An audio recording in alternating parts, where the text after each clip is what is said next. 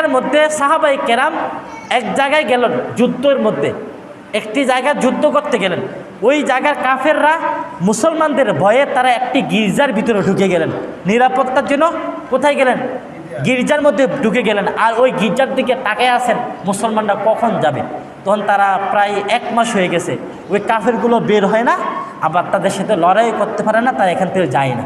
তখন উমর রাদিয়াল্লাহু তাআলা আনহুর কাছে সাহাবায়ে কেরাম কতগুলো তারা চিঠি লিখলো, আমিরুল মুমিনিন এই অবস্থা যে এতদিন পর্যন্ত কি অবস্থা হলো, আমরা তাদের সাথে তারা বেরও হয় না, তারা এখান থেকে যায় না, আমরা মোকাবেলা করতে পারি না। তখন উমর রাদিয়াল্লাহু তাআলা আনহু বলল, তোমরা বিজয় পরে করো, আগে তোমরা নবীর কোনো সুন্নতকে বাদ দিছো কিনা দেখো, খেয়াল করে। তোমরা নবীর কোনো সুন্নতকে বাদ দিছো কিনা খেয়াল করে দেখো। তখন তারা এই চিঠিটা পাওয়ার পরে পরে সবাই এই দিনে সবাই মিটিংয়ের মধ্যে বসে গেল, পরামর্শের মধ্যে বসে গেল যে কী হলো, যে আমরা এখনও বিজয় হচ্ছি না কেন।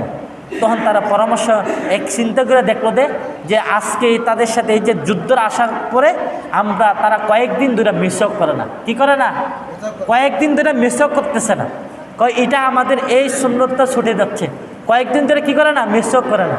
তখন তারা সবাই, আমির যিনি ছিলেন তিনি বললেন, তোমরা যারা আসো সবাই গাছের ঠাইল নিয়ে তোমরা মিসক করতে থাকো। তখন সবাই মিসক করতে থাকে, মিসক করতেছে, আর ওদিক দিয়ে কাফেরগুলো তাকাই আছে, দেখো আরে মুসলমানরা তাদের ব্যাপারে বিশ্বাস নাই, তারা কখন কি করে ফেলে, তারা দাঁত মাজতেছে, তাদের দাঁতগুলো ধার করতেছে, মনে হয় আমাদেরকে তারা কামড়ায় ছিঁড়িয়ে মারবে, নাউজুবিল্লাহ বলে।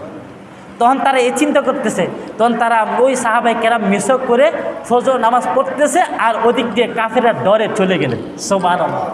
তখন গিয়ে দেখলেন সাহাবায়ে কেরাম দেখলেন তারা নাই, গির্জার মধ্যে তারা নাই।